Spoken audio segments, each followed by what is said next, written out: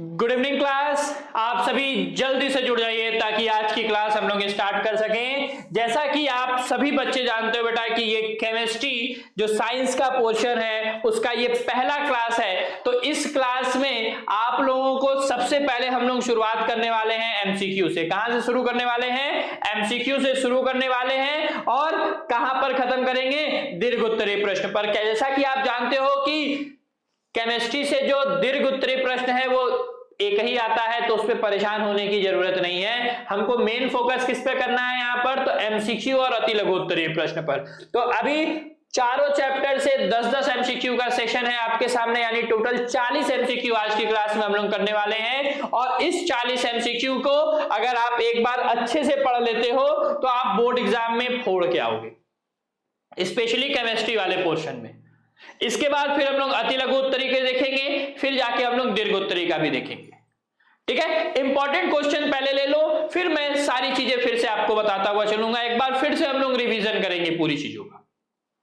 ठीक है, आइए एक एक क्वेश्चन पर बात करते हैं। जैसा कि आप सबसे पहला क्वेश्चन आप यहां पर देख रहे हो हमारे स्क्रीन पर है। क्या है क्वेश्चन? कि BaCl2 प्लस Na2SO4 की अभिक्रिया कराने पर BaSO4 और 2 मोल मिलता है NaCl का। इस ये जो रासायनिक अभिक्रिया है किस प्रकार की है, कैसी अभिक्रिया है? ऑप्शन दिया हुआ है, योग वाली अभिक्रिया है,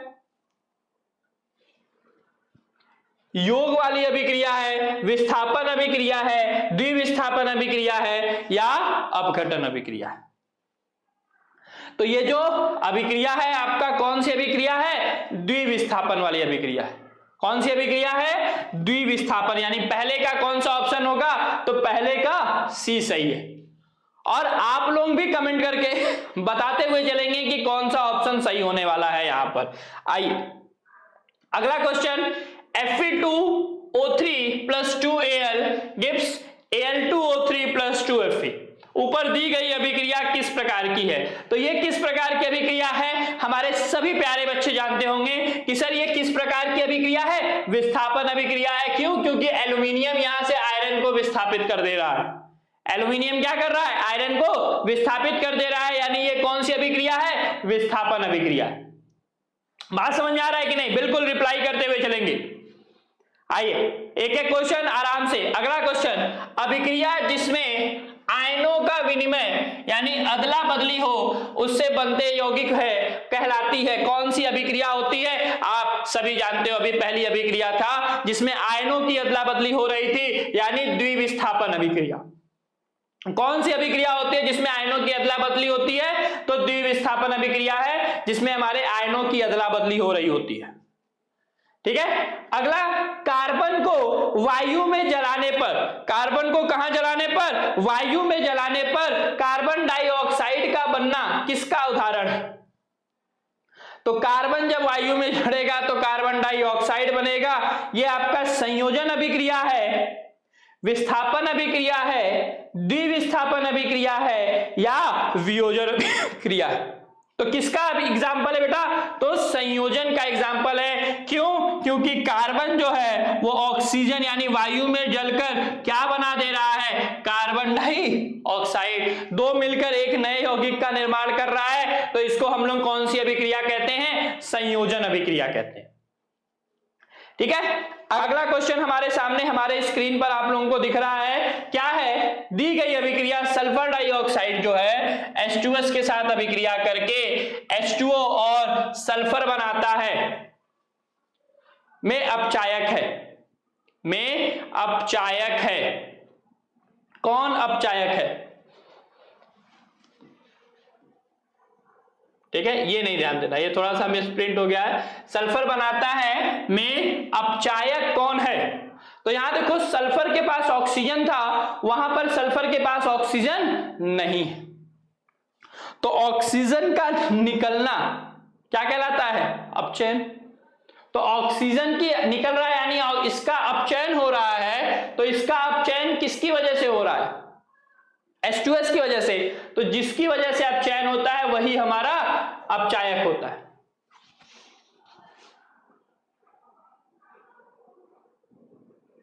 ठीक है, तो यहां पर देखो बेटा ऑप्शन थोड़ा सा गलत हो गया है, ऑप्शन को मैं यहां पर करेक्ट कर कर दे रहा हूं, परेशान नहीं होंगे।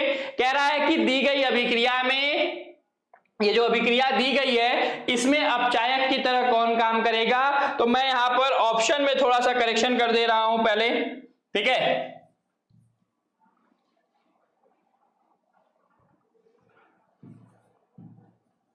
एक बार थोड़ा सा ऑप्शन में मैं करेक्शन कर दूं, उसके बाद फिर ऑप्शन पे हम लोग टिक मार लेंगे। हालांकि मैंने तो बता दिया बिना ऑप्शन देखे, लेकिन आप लोगों को तो भाई ऑप्शन चाहिए होगा ना कि सर कौन कौन सा ऑप्शन हो सकता है यहाँ पर, तो उन ऑप्शंस को हम पहले लिख लेते हैं, उसके बाद हम लोग बात करते हैं कि कैसे वो सही होगा। कंफ्यूज नहीं होंगे, मिस प्रिंटिंग हो जाती है थोड़ी बहुत, आपको किताबों में भी मिस प्रिंटिंग दिखती होगी, ठीक है। अच्छा, अब यहां पे मैं ऑप्शन लिख दे रहा हूं। ऑप्शन क्या क्या होंगे हमारे, तो SO2, H2S, H2O और सल्फर, या फिर सल्फर की जगह कोई दूसरा ऑप्शन दिया हुआ है, कौन सा, सल्फर ही रखते हैं, तो फिर मिटाने के बाद फिर से बनाना पड़ेगा, कोई दिक्कत नहीं। तो कौन अपचायक की भांति कार्य कर रहा है, कौन अपचायक की भांति कार्य कर रहा है, तो बिल्कुल आप लोगों को समझ में आ गया होगा कि H2S की वजह से सल्फर में से ऑक्सीजन निकल जा रहा है, यानी अपचायक की भांति कौन कार्य कर रहा है, H2S कर रहा है। कौन कर रहा है अपचायक की भांति, H2S कर रहा है। अगली अभिक्रिया है zinc plus H2SO4, zinc sulphate hydrogen अभिक्रिया है। कौन सी अभिक्रिया है, तो विस्थापन अभिक्रिया है, बिना सोचे विस्थापन अभिक्रिया। क्यों, क्योंकि जिंक देख रहे हो हाइड्रोजन को वहां से विस्थापित कर दे रहा है। आइए अगला क्वेश्चन, निम्नलिखित में से कौन सी एक दहन अभिक्रिया है, निम्नलिखित में से कौन सी ये जो है उसमें से एक आपका दहन अभिक्रिया है। तो आप सभी लोगों को बताया गया बेटा कि दहन अभिक्रिया में ऑक्सीजन का होना जरूरी है, तो जिस अभिक्रिया में ऑक्सीजन या हवा ये दिख रहा होगा वो हमारी दहन अभिक्रिया हो जाएगी। तो आओ देख लेते हैं कि किसमें दिख रहा है। तो यहां पर सोडियम हाइड्रोक्साइड एसिटिक एसिड के साथ अभिक्रिया कर रहा है, तो ये नहीं होना है। यहां पर क्लोरीन के साथ है, तो ये भी दहन नहीं है। ये देखो इस वाले में ऑक्सीजन दिख रहा है, तो मीथेन का ऑक्सीजन के साथ अभिक्रिया कराने पर कार्बन डाइऑक्साइड जल और उष्मा एवं प्रकाश निकल रहा है, यानी इसमें कौन सी दहन वाली है, तो सी वाला। क्यों, क्योंकि दहन यानी कंबशन के लिए हमको ऑक्सीजन या हवा का होना बहुत जरूरी होता है, तो ऑक्सीजन है, यानी सी वाला ऑप्शन यहां पर सही होगा। आइए अगले क्वेश्चन की तरफ चलते हैं। अगला क्वेश्चन है रासायनिक अभिक्रिया FeCl3 plus H2O plus Y में FeCl2 plus H2SO4 plus 2HCl में Y है। Y क्या होगा, यार देखो ऑप्शंस आगे पीछे हो गए, ऑप्शंस आगे पीछे हो गए हैं। ये वाला ऑप्शन देखो उस क्वेश्चन का था, यहां पर है, ठीक है। आइए देख लेते हैं Y क्या होगा। तो बैलेंसिंग देख लो, 2 आयरन है, 2 आयरन है बराबर है। क्लोरीन कितना है बेटा, तो 2 दूनी 4 और 2 6, 6 क्लोरीन है बराबर है। हाइड्रोजन 4 है और यहां पर 2 हाइड्रोजन, यहां 2 हाइड्रोजन, यहां 4 हाइड्रोजन है। ऑक्सीजन भी बराबर है हमारा, ऑक्सीजन 4 है वहां 2 है, यानी 2 ऑक्सीजन कम है, तो 2 ऑक्सीजन कम में कौन सा हो जाएगा, SO2। तो Y क्या होगा, सॉरी Y क्या होगा, तो Y हमारा होगा SO2। और जैसे ही आप यहां पर SO2 लिख रहे हो आपको ये पूरा इक्वेशन बैलेंस दिख जाएगा, क्योंकि आप देख रहे हो सल्फर तो चाहिए, तो सल्फर 3 है, लेकिन सल्फर के साथ क्या एक्स्ट्रा चीज चाहिए, ऑक्सीजन चाहिए। क्यों, क्योंकि देखो इधर हमारा कितना ऑक्सीजन था, 2, और इधर कितना ऑक्सीजन है, 4, 2 ऑक्सीजन कम है, और कोई भी रासायनिक अभिक्रिया है तो वो संतुलित होनी चाहिए। तो संतुलित होने के लिए वहां पर ऑक्सीजन वाला जो कंपाउंड है वो होगा, तो Y क्या होगा, SO2 होगा। ठीक है, चलिए अगला क्वेश्चन, जंग का रासायनिक सूत्र है। ये युद्ध वाला जंग नहीं है, जो आयरन पर लोहे पर जो जंग लगता है उसकी बात हो रही है। ये आपका first second third world war की बात नहीं हो रही है, ठीक है। तो जंग का रासायनिक सूत्र क्या होता है बेटा, तो Fe2O3.X ये याद रखेंगे कि जंग का रासायनिक सूत्र क्या होता है, Fe2O3.X ठीक है। आइए अगला क्वेश्चन हमारे सामने, रासायनिक समीकरण BaCl2 प्लस H2SO4 से BaSO4 प्लस 2HCl है, कौन सी अभिक्रिया है, कौन सी है? बिना देखे आप लोग आंसर बता दो जल्दी से, इसका बिना देखे इसका आंसर बता दो, कौन सी अभिक्रिया होगी? योगात्मक, निराकरण, अवक्षेपण या इनमें से कोई नहीं? तो याद रखेंगे अवक्षेपण। कैसे सर अवक्षेपण? तो देखो ये आपका जलीय था, ये जलीय था, इसमें इसका ठोस बन रहा है, तो ठोस जो होगा वो अवक्षेप के रूप में नीचे एकत्रित हो जाएगा। तो ये कौन सी अभिक्रिया है? अवक्षेपण अभिक्रिया है। क्लियर है? आइए अगला question, plaster of Paris, plaster of Paris का सूत्र होता है। तो प्लास्टर ऑफ पेरिस का सूत्र होता है बेटा, देखो सूत्र की बात जब भी आ जाएगी तो हमको सूत्र याद होने चाहिए, याद होगा तो हम तुरंत बताएंगे कि सर प्लास्टर ऑफ पेरिस का सूत्र जो है CaSO4 हाफ H2O होता है। क्या होता है? हाफ H2O होता है। तो ये हमारा प्लास्टर ऑफ पेरिस का सूत्र, ठीक है। अगला, शुद्ध जल का pH, बच्चे को मालूम होगा कि शुद्ध जल का pH कितना होता है? 7।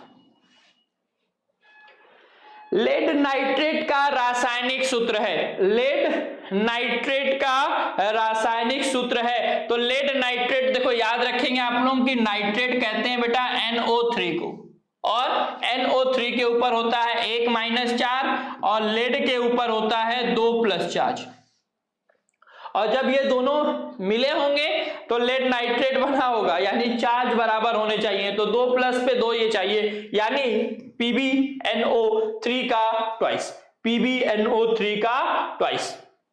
क्लियर है? जब तक कॉन्सेप्ट नहीं क्लियर होगा आप नहीं कर पाओगे, लेकिन MCQ की प्रैक्टिस कर लो। अगला क्वेश्चन, एक तत्व के क्लोराइड का सूत्र MCl2 है, MCl2 है, तो इसके ऑक्साइड का सूत्र होगा, इसके ऑक्साइड का सूत्र होगा। बिल्कुल सिंपल सा कॉन्सेप्ट है, फिर समझ लो। क्लोराइड का सूत्र MCl2 है ना, तो MCl2 को अगर हम तोड़े तो ये 2 Cl- में ऐसे देखो, M के ऊपर 2+ चार्ज आएगा और 2 Cl- में टूटेगा। और हम जानते हैं कि ऑक्सीजन के ऊपर 2- चार्ज है। अब जो धातु है उसके ऊपर 2+ और ऑक्सीजन के ऊपर 2-, दोनों की एक एक क्वांटिटी चाहिए, यानी सूत्र कौन सा हो जाएगा? MO। सूत्र कौन सा हो जाएगा? MO, यानी बी वाला ऑप्शन यहां पर बिल्कुल सही जवाब है। अगला, Na2CO3 का सामान्य नाम क्या है? Na2 यानी सोडियम कार्बोनेट, Na2CO3 को हम लोग क्या कहते हैं? Sodium carbonate. इसका सामान्य नाम क्या होता है? तो सोडियम कार्बोनेट का सामान्य नाम होता है बेटा धावन सोडा। सोडियम कार्बोनेट का सामान्य नाम क्या होता है? धावन सोडा।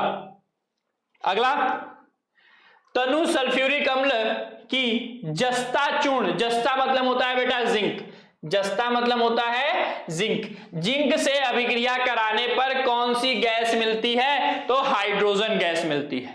जैसे ही आप H2SO4 का रिएक्शन जिंक के साथ कराएंगे तो ये आपका ZnSO4 प्लस हाइड्रोजन गैस देगा। तो कौन सा गैस मिलेगा? हाइड्रोजन गैस मिलेगा।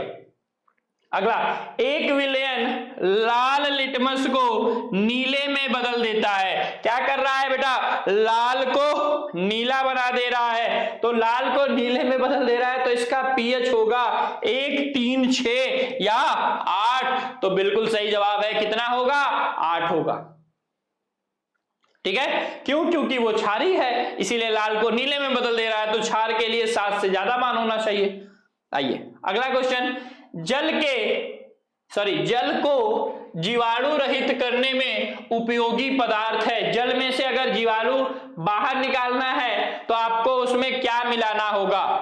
धावन सोडा, बेकिंग सोडा, एलम या ब्लीचिंग पाउडर। तो हर बच्चे को मालूम है कि सर यहां पर हमको क्या मिलाना होगा, ब्लीचिंग पाउडर मिलाना होगा। क्लियर है? आइए आगे। निम्नलिखित में से कौन सा मेथिल ऑरेंज के साथ लाल रंग देता है? कौन सा जो है चारों में से कौन है जो आपका मेथिल ऑरेंज के साथ लाल रंग देगा? तो याद रखेंगे पोटेशियम हाइड्रोक्साइड। क्यों? क्योंकि क्षार है और क्षार मेथिल ऑरेंज को क्या कर देगा, लाल कर देता है। अगला कैल्शियम फॉस्फेट का सूत्र है। तो आप देखो तभी बता पाओगे जब आपको फॉस्फेट का सूत्र मालूम होगा। क्या मालूम होगा? फॉस्फेट का। तो PO4 को कहते हैं फॉस्फेट, और इसके ऊपर होता है कितना चार्ज? देखो कैल्शियम के ऊपर होता है 2+ चार्ज और फॉस्फेट के ऊपर होता है 3- चार्ज। तो इन दोनों के मिलने से जो बनेगा वो हमारा क्या बनेगा? CA2PO4, नहीं सॉरी 3 है ना इधर, CA3PO4 का ट्वाइस, यानी सी वाला ऑप्शन हमारा यहां पर सही होगा, CA3PO4 का ट्वाइस।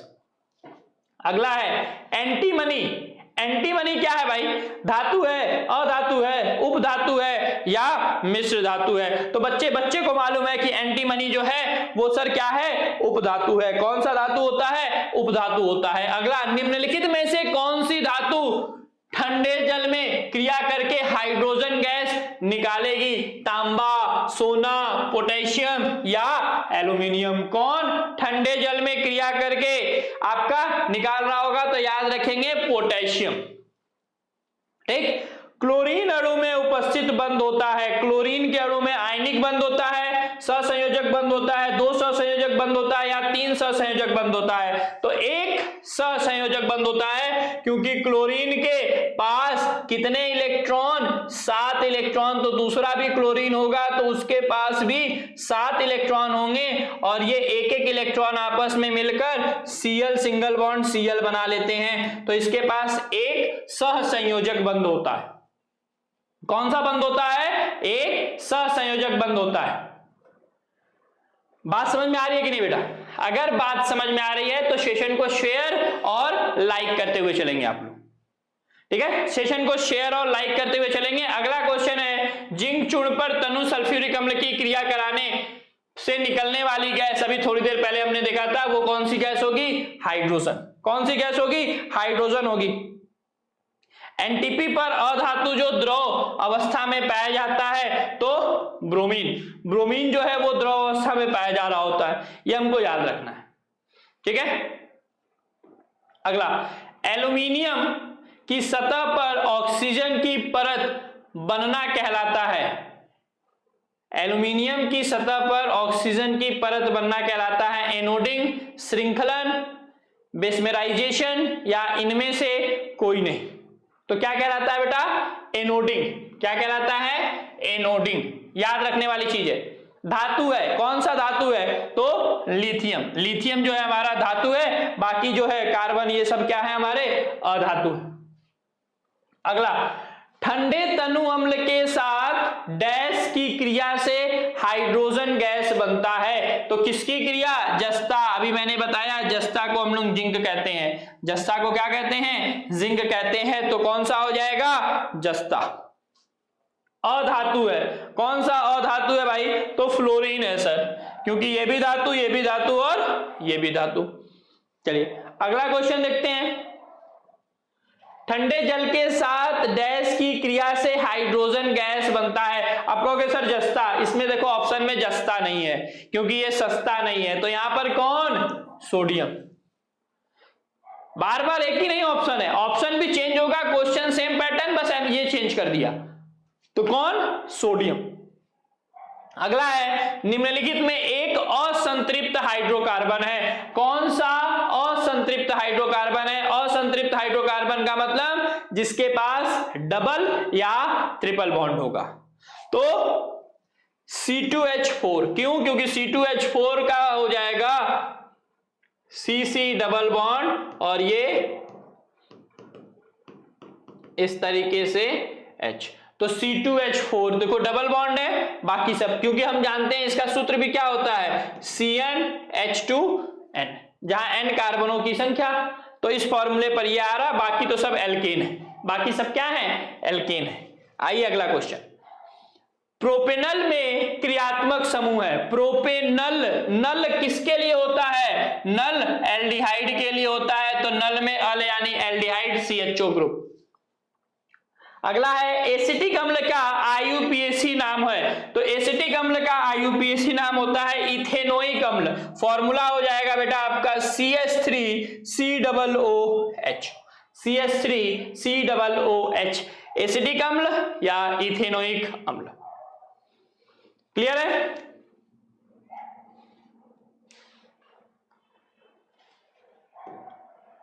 अगला, निम्नलिखित में एल्कीन है डबल बॉन्ड, तो CH2 डबल बॉन्ड CH2, ये दोनों एल्काइन है, ये एल्कीन है।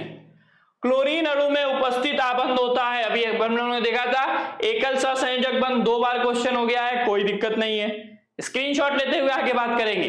कार्बन का वायु में जलकर कार्बन डाइऑक्साइड का गैस बनाना कौन सी अभिक्रिया है? देखो पिछले ऑप्शन में संयोजन दिया था, यहां पर योगात्मक दिया हुआ है, तो कौन सी अभिक्रिया है, योगात्मक अभिक्रिया है। अगला, प्रोपेनॉन में क्रियात्मक समूह, प्रोपेनॉन में कीटोन होता है, तो carbon double bond oxygen, propanone में क्रियात्मक समूह क्या हो जाएगा, कार्बन डबल बॉन्ड ऑक्सीजन हो जाएगा। अगला क्वेश्चन हमारे सामने है, कार्बन परमाणुओं की संयोजकता, हर बच्चे को मालूम है कि कार्बन परमाणुओं की संयोजकता कितनी होती है, 4 होती है, ठीक है। एल्काइन का सामान्य सूत्र, एल्काइन आइन है, आइन है, तो CnH2n-2, CnH2n-2 जो है वो एल्काइन का सामान्य सूत्र होता है। क्लियर?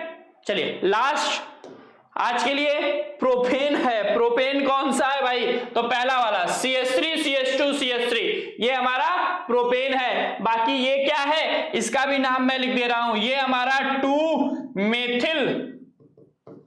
2-मेथिल प्रोपेन है, 2-मेथिल प्रोपेन है। ये क्या है, तो 2,2 डाईमेथिल प्रोपेन है। और ये क्या है,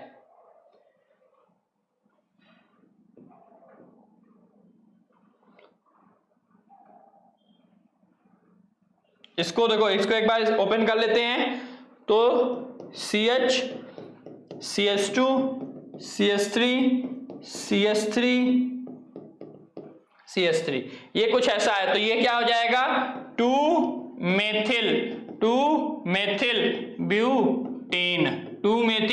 ब्यूटेन। नाम क्लियर? तो पूछा था प्रोपेन कौन है, तो पहला वाला जो है हमारा वो प्रोपेन। क्लियर है? तो ये हमारे 40 क्वेश्चन है बेटा। पहला प्रश्न आपको आपके स्क्रीन पर दिख रहा है, कह रहा है कि जब लोहे की कील को कॉपर सल्फेट के विलयन में डुबोया जाता है, तो विलयन का जो रंग है वो बदल जाता है, क्यों? लोहे की कील को जब कॉपर सल्फेट विलयन में डाला जाता है तो उसका रंग बदल जाता है, क्यों? तो क्योंकि वो उसके साथ अभिक्रिया कर लेता है। सिंपल सी बात है, बस इसी चीज को हमको एक स्टेटमेंट में लिखना होगा अगर बोर्ड एग्जाम में आया तो।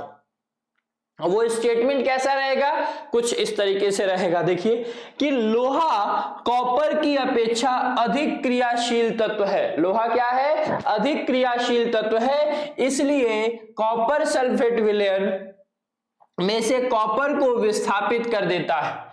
उसकी अभिक्रिया कुछ आपको इस तरीके से दिख रही होगी, ठीक है। अभिक्रिया के फलस्वरूप, जो कि मैंने एक लाइन में बोला, अभिक्रिया के फलस्वरूप कॉपर लोहे की कील पर जम जाता है। क्या होता है? कॉपर जो है वो लोहे की कील पर जम जाता है तथा आयरन सल्फेट का विलयन प्राप्त होता है। आयरन सल्फेट का विलयन प्राप्त होता है जिसका रंग कॉपर सल्फेट विलयन से अलग होता है या हल्का होता है। ठीक है, बहुत ही सिंपल सा कॉन्सेप्ट है। ऐसे क्वेश्चन जब भी आएंगे तो इस चीज को दिमाग में बैठा लेंगे और फिर अभिक्रिया लिख के दिखा देंगे कि कह रहा है कि जब लोहे की कील को कॉपर सल्फेट विलयन में डाला जाता है या डुबाया जाता है तो उसका कलर बदल जाता है। क्यों? तो क्योंकि लोहे की कील जो है वो कॉपर सल्फेट विलयन में अभिक्रिया करेगी और क्या बना लेगी? आयरन सल्फेट बना लेगा और कॉपर बाहर निकल जाएगा। उसी को एक एक्सप्लेनेशन के साथ यहां पर लिख दिया गया है। तो इस एक्सप्लेनेशन को आपको नोट करना है, पढ़ना है और एक बार में दिमाग में बैठा लेना है, क्योंकि एक बार दिमाग में बैठ गया तो बार बार चीजें बदल जाएंगी लेकिन आंसर नहीं बदलेगा। आंसर में बस आपको ये अभिक्रिया बदलना होगा, बाकी सारा कॉन्सेप्ट वही सेम चल रहा होगा। ठीक है, स्क्रीनशॉट लो, फिर अगले क्वेश्चन की तरफ बात करते हैं हम लोग बेटा। चलिए अगला क्वेश्चन है, बचपन से इस अभिक्रिया के बारे में आप लोग जान रहे हो, कौन सी? ऊष्माक्षेपी एवं ऊष्माशोषी अभिक्रिया का क्या अर्थ है? उदाहरण देकर बताइए। दोनों अभिक्रियाएं आप जानते हो, ऊष्माक्षेपी और ऊष्माशोषी। वह अभिक्रिया जिसमें ऊष्मा निकलती है, वह अभिक्रिया जिसमें ऊष्मा ग्रहण की जाती है, उत्सर्जित की जाती है और निकाली जाती है। बस यही याद रखना है। तो ऊष्माक्षेपी अभिक्रिया जिन रासायनिक अभिक्रियाओं में उत्पाद के निर्माण के साथ साथ ऊष्मा भी उत्पन्न होती है उसे ऊष्माक्षेपी या दहन अभिक्रिया कहते हैं। एग्जाम्पल ढेर सारे हैं, जिसमें एक आपको दिया हुआ है कि जब हम मीथेन का ऑक्सीजन के साथ अभिक्रिया कराएंगे तो हमको कार्बन डाइऑक्साइड और जल मिलता है, साथ ही साथ यहां पर ऊष्मा भी निकल रही होती है। तो ऐसी अभिक्रिया जिसमें ऊष्मा निकलती है उसे ऊष्माक्षेपी और जिसमें ऊष्मा ग्रहण की जाती है। देखो, जिन रासायनिक अभिक्रियाओं में ऊर्जा अवशोषित होती है या ऊष्मा अवशोषित होती है उन्हें हम ऊष्माशोषी अभिक्रिया कहते हैं। एग्जाम्पल, नाइट्रोजन और ऑक्सीजन के मिलने से नाइट्रोजन मोनोऑक्साइड और साथ ही साथ ऊष्मा का निर्माण हो रहा होता है। नाइट्रोजन मोनोऑक्साइड और ऊष्मा बन रही होती है। यहां पे प्लस का साइन कर लेंगे। ठीक है, स्क्रीनशॉट लो, अगले क्वेश्चन की तरफ बात करते हैं। बहुत ही सिंपल सी चीजें हैं बेटा, जो क्वेश्चन बताए जा रहे हैं सारे पिछले बोर्ड एग्जाम में आ चुके हैं, तो इसलिए सारे प्रश्न इंपॉर्टेंट है। ऐसे हम लोग कई लघु उत्तरीय प्रश्नों की सीरीज पर बात करेंगे। तो आज की सीरीज में जितने भी प्रश्न हैं उन सारे प्रश्नों को आपको एक जगह नोट कर लेना है और उनको तैयार करना है। जब तक आप ये तैयार करोगे तब तक अगले कुछ प्रश्न और लेकर मैं आपके सामने आ जाऊंगा कि फिर आप उनको तैयार कर लो। एक ही बार में अगर आपको सारे प्रश्न दे दिए जाएं तो थोड़ा सा दिक्कत होगा, इसीलिए हर चैप्टर से 2-2, 3-3 क्वेश्चन लेके आए हुए हैं और पहले इन 2-2, 3-3 क्वेश्चन को तैयार कर लो, फिर अगले 2-2, 3-3 क्वेश्चन को तैयार करेंगे। क्योंकि जब थोड़ा थोड़ा हम करके करते हैं ना तो सारी चीजें हमको क्लियर हो जाती हैं, लेकिन आप सोचो कि एक साथ सारी चीजें क्लियर करें तो इसमें थोड़ा सा मुश्किल आएगा। तो इस चीज को ध्यान देना है, ठीक है, और सेशन को शेयर और लाइक करते हुए चलना है। ठीक, क्या कह रहा है? तीसरा प्रश्न क्या कह रहा है? कह रहा है कि निम्न पदों का वर्णन कीजिए तथा प्रत्येक का एक एक उदाहरण दीजिए। ठीक है, तो पहला किसका संक्षारण और विकृत गंधिता दोनों के बारे में बताया गया आप लोगों को क्लास में। बट यहां पर देखो क्या है, संक्षारण किसे कहते हैं? तो जब कोई धातु अपने आसपास अम्ल, आर्द्रता आदि के संपर्क में आती है तब यह संक्षारित होती है और इस प्रक्रिया को संक्षारण कहते हैं। एग्जाम्पल में जब हमने लिखवाया हुआ भी था, यहां पर देखो क्या लिखा हुआ है, चांदी के ऊपर काली परत व तांबे के ऊपर हरी परत का चढ़ना संक्षारण का प्रमुख उदाहरण। और विकृत गंधिता क्या होता है? तो जो खाने पीने की चीजें खराब हो जा रही होती हैं उनको हम विकृत गंधिता कहते हैं। कैसे खराब होती हैं? तो जब वसा और तेल तथा उनसे बने या उनमें बने गए खाद्य पदार्थ, यानी खाने वाली चीजों की बात हो रही है बेटा, वायु की ऑक्सीजन से क्रिया करके ऑक्सीकृत हो जाते हैं तो उनमें एक विशेष गंध आने लगती है। क्या आने लगती है? एक विशेष गंध आने लगती है तथा उनका स्वाद भी बदल जाता है या खराब हो जाता है। ठीक है, इस प्रक्रिया को ही हम विकृत गंधिता कहते हैं। इस प्रक्रिया को क्या कहते हैं? विकृत गंधिता कहते हैं। अचार व मुरब्बे का खुली वायु में रखने पर खराब हो जाना विकृत गंधिता का प्रमुख उदाहरण है। आपके घरों में अचार और मुरब्बे होंगे, उनको खुले वायु में रख दीजिए, वो खराब हो जाएंगे कुछ दिनों में। लेकिन अगर आपने पूरा अचार खोल के रख दिया तो फिर पता चलेगा कि मम्मी आपको खराब करने लगेंगी। ठीक है, तो ये एक्सपेरिमेंट करना होगा तो थोड़ी मात्रा में आप अचार या मुरब्बा लेके उसको रख के देख सकते हैं कि कुछ दिनों बाद उसका जो टेस्ट है वो आपका बदल जाएगा, साथ ही साथ उसमें से अलग प्रकार की गंध आ रही होगी। जैसा पहले गंध आ रहा था उससे कुछ चेंज हो जाएगा। ठीक है, स्क्रीनशॉट और क्वेश्चंस की प्रैक्टिस जरूर करते हुए चलेंगे बेटा, क्योंकि बहुत इंपॉर्टेंट क्वेश्चन है। स्क्रीनशॉट लेके रिप्लाई करेंगे सभी। चलिए, अगला प्रश्न है हमारा, इस अभिक्रिया के लिए संतुलित रासायनिक समीकरण लिखिए। प्लास्टर ऑफ पेरिस को आर्द्ररोधी बर्तन में रखा जाता है क्योंकि यह आर्द्रता नमी जल के संपर्क में आकर बड़ी तीव्रता से जिप्सम में परिवर्तित हो जाती है, जो कि एक बहुत ही कठोर पदार्थ है। अभिक्रिया का समीकरण निम्न प्रकार से हो जाएगा। देखो, ये अभिक्रिया का समीकरण है, ये हमारा जो है अभिक्रिया का समीकरण है।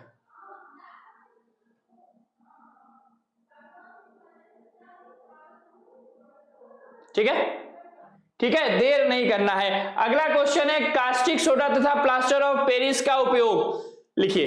कास्टिक सोडा तथा प्लास्टर ऑफ पेरिस का उपयोग लिखिए। तो कास्टिक सोडा क्या है बेटा? साबुन और डिटर्जेंट के निर्माण में और ऊर्जा के क्षेत्र में। प्लास्टर ऑफ पेरिस शल्य चिकित्सा में प्लास्टर कराने के लिए और मूर्तियों खिलौनों को बनाने में काम आता है। जो हड्डी उड्डी टूट जाती है तो उसमें जो प्लास्टर चढ़ता है वो आपका प्लास्टर ऑफ पेरिस ही होता है। ठीक है, अगला देखो, पीएच पैमाना क्या होता है? उदासीन, अम्लीय तथा क्षारीय विलयनों के लिए पीएच मान का परास बताइए। ठीक है, सॉरी, पीएच पैमाना क्या मापता है बोला ना, क्या होता नहीं है, क्या मापता है। तो देखो, पीएच पैमाना जो है अम्लों एवं क्षारों के जलीय विलयन में हाइड्रोजन आयन की सांद्रता मापने में प्रयुक्त होता है। उदासीन, अम्लीय तथा क्षारीय विलयनों के पीएच के मान का प्रसार निम्न प्रकार है। निम्न प्रकार मतलब आप जानते हो कि 0 से 14 तक हमारा पीएच स्केल होता है, जिसमें अगर मान हमारा 7 आ रहा है तो वो उदासीन होगा और 7 से कम आ रहा है तो वो अम्लीय होगा और 7 से अधिक आ रहा है तो वो कैसा होगा बेटा? क्षारीय होगा। अगर किसी विलयन का पीएच 7 आ रहा है तो वो उदासीन होगा, 7 से कम आ रहा है तो वो अम्लीय होगा और 7 से अधिक आ रहा है तो वो क्षारीय होगा। इस चीज को दिमाग में बैठा के रखेंगे। चलिए, अगला है, विद्युत रासायनिक श्रेणी के आधार पर व्याख्या कीजिए कि क्यों कॉपर तनु सल्फ्यूरिक अम्ल में घुलकर हाइड्रोजन गैस मुक्त नहीं करता है, क्योंकि यह विद्युत रासायनिक श्रेणी में हाइड्रोजन से नीचे पाया जा रहा होता है। इसी चीज को स्टेटमेंट में क्या लिखेंगे, हम जानते हैं कि जो धातु सक्रियता श्रेणी में हाइड्रोजन से ऊपर स्थित होती है वे अम्लीय माध्यम में या अम्लों में से हाइड्रोजन को विस्थापित कर पाती है। वैद्युत रासायनिक श्रेणी में कॉपर हाइड्रोजन से नीचे होता है। कहां होता है, नीचे स्थित होता है। अतः कॉपर तनु सल्फ्यूरिक अम्ल में घुलकर हाइड्रोजन गैस मुक्त नहीं करता। जैसा कि अभी आपको समझाया कि जो वैद्युत रासायनिक श्रेणी है उसमें हाइड्रोजन से ऊपर वाले जो धातु है वो तो हाइड्रोजन निकालेंगे, लेकिन जो हाइड्रोजन से नीचे वाले हैं वो हाइड्रोजन को अम्ल में से विस्थापित नहीं कर पाते हैं। यही कारण है कि कॉपर जो है तनु सल्फ्यूरिक अम्ल में से हाइड्रोजन को विस्थापित नहीं करता है। क्लियर है? स्क्रीनशॉट लेते हुए आगे बात करेंगे। अगला क्वेश्चन है, क्या होता है जब कॉपर की छड़ को सिल्वर नाइट्रेट विलयन में डाला जाता है? तो विद्युत रासायनिक श्रेणी का प्रत्येक तत्व अपने से नीचे स्थित तत्व को उसके विलयन में से विस्थापित कर सकता है। ठीक है, तो श्रेणी में कॉपर का स्थान सिल्वर से ऊपर है, अतः ये सिल्वर नाइट्रेट से निम्नलिखित अभिक्रिया देगा। कौन सी अभिक्रिया देगा? तो कॉपर की अभिक्रिया जब सिल्वर नाइट्रेट के साथ कराएंगे। ठीक है, तो यहां पर आपको कॉपर का आयन, नाइट्रेट का आयन और सिल्वर का क्या मिल रहा होगा? अवक्षेप मिल रहा होगा। क्या मिल रहा होगा? सिल्वर का अवक्षेप मिल रहा होगा। तो इस प्रकार विलयन में क्यूप्रिक आयन विद्यमान होने से विलयन का रंग नीला हो जाएगा। क्या हो जाएगा? विलयन का रंग नीला हो जाएगा। क्यों? क्योंकि उसमें क्यूप्रिक आयन मिला होगा। कौन सा आयन मिला होगा? क्यूप्रिक आयन, यानी Cu2+। तो लिखा है ना, क्या होता है जब कॉपर की छड़ को सिल्वर नाइट्रेट विलयन में डालते हैं तो उसका रंग नीला हो जाता है। क्यों हो जाता है? क्योंकि वहां पर क्यूप्रिक आयन का निर्माण होता है। आइए अगले प्रश्न पर चलते हैं। अगला प्रश्न है, आघात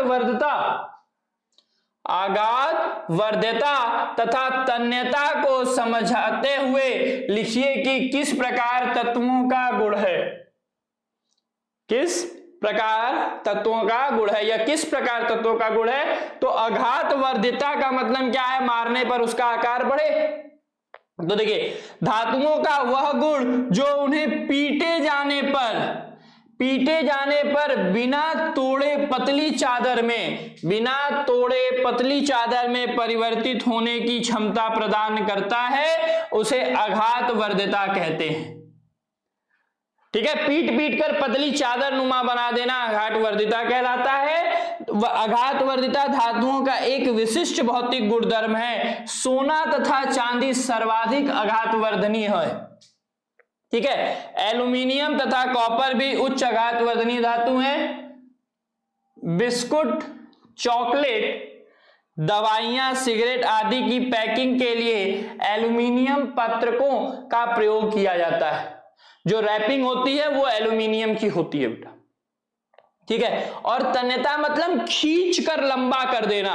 तन्यता का मतलब क्या है? खींच कर उन्हें लंबा कर देना। ठीक है, तो वे धातुएं जिनसे अत्यंत पतले तार खींचे जा सकते हैं तन्य कहलाते हैं तथा इस गुणधर्म को तन्यता कहते हैं। तन्यता धातुओं का एक अन्य विशिष्ट गुणधर्म है।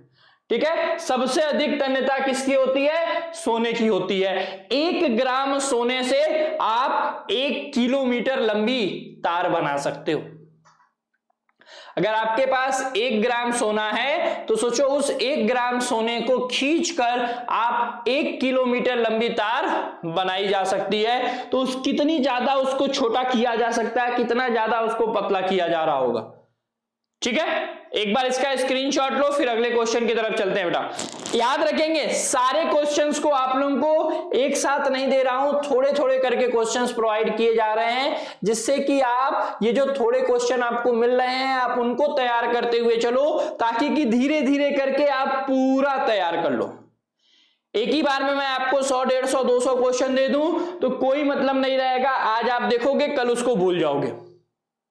इसीलिए थोड़े थोड़े क्वेश्चन दे रहा हूं कि जाके आप सारे क्वेश्चंस को आराम से टाइम देते हुए याद करते हुए चले, ठीक है। और सेशन को शेयर और लाइक करना ना भूले, ये बात आप लोगों को बहुत जरूरी करनी है, ठीक है। अगला क्वेश्चन है बेटा, कार्बन का सर्वोत्तमुखी प्रकृति को विस्तृत कर स्पष्ट कीजिए, ठीक है।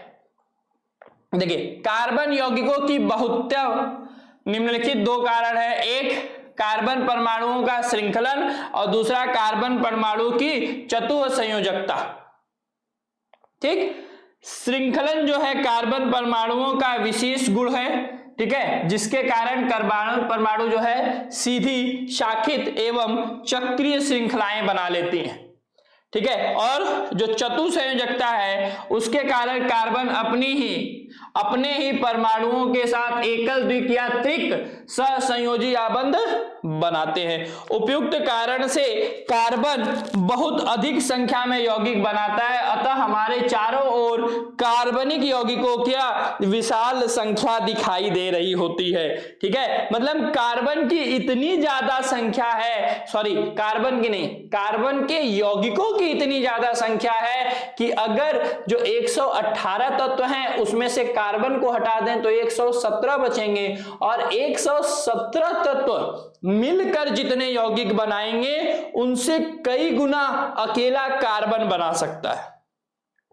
और बना नहीं सकता है, बनाता है, ये बात याद रखेंगे। तो कार्बन के ये दो गुण बहुत विशेष होते हैं, एक उनका श्रृंखला बनाना और दूसरा उनका चतुः संयोजकता, यानी उनकी 4 सह संयोजकता, यानी 4 एकल बंध बना सकते हैं ये। आइए अगले क्वेश्चन की तरफ चलते हैं। अगला क्वेश्चन कह रहा है कि समजातीय श्रेणी क्या है, बहुत ही इंपॉर्टेंट क्वेश्चन है। समजातीय श्रेणी क्या है, उदाहरण के साथ समझाइए। तो कार्बनिक यौगिकों का वह समूह जिनका सामान्य सूत्र एवं क्रियात्मक समूह एक जैसा होता है उसे समजातीय श्रेणी कहते हैं। समजातीय, एक ही जात के, तो वह समूह जिनका सामान्य सूत्र एवं क्रियात्मक समूह एक जैसा होता है समजातीय श्रेणी कहलाते हैं। उसके सदस्यों को समजात गण कहा जाता है, और जो उसके सदस्य होंगे वो उनके गण कहलाते हैं, ठीक है। जैसे मेथेनॉल, एथेनॉल, प्रोपेनॉल, ये तीनों एग्जाम्पल, ठीक है। समजातीय श्रेणियों के सदस्य के निम्नलिखित लक्षण क्या है भाई? पहला कि सभी सदस्यों को एक समान सूत्र द्वारा प्रदर्शित कर सकते हैं। दूसरा, सभी सदस्यों को एक ही क्रियात्मक समूह होता है। तीसरा प्रत्येक सदस्यों में CH2 का अंतर होता है। चौथा, प्रत्येक क्रमागत सदस्यों का अणुभार 14U अधिक होता है या अंतर होता है। किसी एक सदस्य का गुणधर्म के आधार पर सभी सदस्यों के सामान्य गुणधर्म ज्ञात किए जा सकते, ठीक है। चलिए अगला क्वेश्चन हमारे सामने हमारे स्क्रीन पर है। हाइड्रोकार्बन की दहन अभिक्रिया पर संक्षिप्त टिप्पणी लिखिए कि हाइड्रोकार्बन को जलाने पर क्या होगा, उस पर एक टिप्पणी लिखनी है। तो याद रखेंगे, अपने सभी अपरूपों में कार्बन ऑक्सीजन में दहन करके उष्मा प्रकाश एवं कार्बन डाइऑक्साइड देता है, ठीक है। अधिकांश कार्बनिक यौगिक भी दहन पर प्रचुर मात्रा में उष्मा एवं प्रकाश मुक्त करते हैं। संतृप्त हाइड्रोकार्बन से सामान्यतः स्वच्छ ज्वाला निकलती है, जबकि असंतृप्त हाइड्रोकार्बन यानी जिसमें डबल बॉन्ड और ट्रिपल बॉन्ड पाए जाते हैं, द्विकबंध और त्रिकबंध पाया जाएगा, उसको हम असंतृप्त, और जहां पर एकल बंध पाया जाता है उसे हम संतृप्त कहते हैं। से अत्यधिक काले धुएं वाली पीली ज्वाला निकलती है, ठीक है। उदाहरण के लिए किसी भी हाइड्रोकार्बन के दहन का सामान्य रासायनिक समीकरण निम्नलिखित है। ये देखो, ये आपका हाइड्रोकार्बन है, इसको जब हम ऑक्सीजन के साथ अभिक्रिया कराएंगे तो ये कार्बन डाइऑक्साइड और जल बनाता है। क्या बनाता है? कार्बन डाइऑक्साइड और जल बनाता है। जैसे मीथेन के लिए इस समीकरण को स्वरूप समझिए। अब जैसे प्रोपीन लिखा हुआ है C3H8 5 ऑक्सीजन अभिक्रिया करके 3 मोल कार्बन डाइऑक्साइड का और 4 मोल जल का बना रहा होगा। क्या बनाएगा? 4 मोल जल का। ये फॉर्मूला है, इस फॉर्मूले को ध्यान देंगे। CXY और यहां पर प्लस लगा है, ठीक है। ये अभिक्रिया करके आपका क्या बना रहा होगा? 4 मोल जल का और 3 मोल कार्बन डाइऑक्साइड का बना रहा होगा, ठीक है। तो ये आज के प्रश्न थे, वो जो आपको बोर्ड एग्जाम में काम आने वाले हैं। तो फिर से बता रहा हूं बेटा कि इन सभी प्रश्नों को आप एक जगह नोट करके तैयार करते हुए चलेंगे। अगली क्लास में हम कुछ और प्रश्नों के साथ मिलने वाले हैं, तो इसलिए इन चीजों को ध्यान देंगे आप। और जो बच्चे अभी तक ब्रह्मास्त्र बैच से नहीं जुड़े हैं बेटा, जिसकी फीस मात्र 899 रुपए है, वो जल्द से जल्द जुड़ जाएं, जिसके में आपको one shot chapter wise question, top 100 question, last 3 साल के पेपर, इंपॉर्टेंट क्वेश्चन के साथ साथ स्पेशल ट्रिक और गेस्ट पेपर प्रोवाइड किया जाएगा। करना क्या है? प्ले स्टोर पे जाना है, डाउनलोड करना है शुभम क्लासेस ऐप, और वही वाला ऐप डाउनलोड करेंगे जहां पर आपको 1 लाख से ज्यादा डाउनलोड दिख रहा होगा, और वहां से पेमेंट करके जुड़ सकते हैं। अगर आपको वहां से पेमेंट करने में कोई भी समस्या आ रही है तो आप इस दिए गए नंबर पर कांटेक्ट करके जुड़ सकते हैं बैच से, और बैच में आपको एग्जाम के अंतिम दिन तक सारी चीजें पढ़ाई जा रही होंगी, इसलिए देर ना करें, जल्द से जल्द जुड़ जाए, ठीक है। तो आज के लिए इतना ही, मिलते हैं अगली क्लास में और भी ढेर सारे क्वेश्चनों के साथ। Thank you.